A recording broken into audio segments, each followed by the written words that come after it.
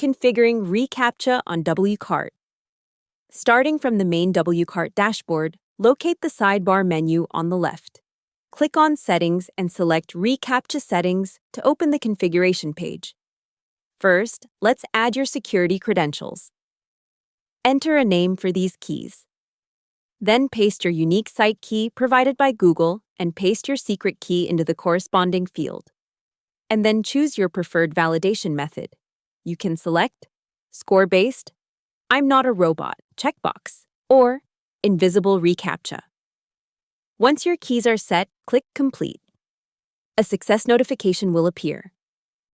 Now, click Integration. It will redirect to the reCAPTCHA integration settings.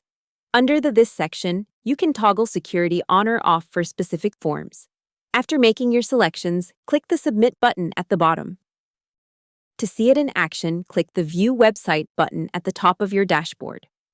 Navigate to your site and go to the login or registration form, and you will now see the reCAPTCHA protection live and active. Thank you for watching.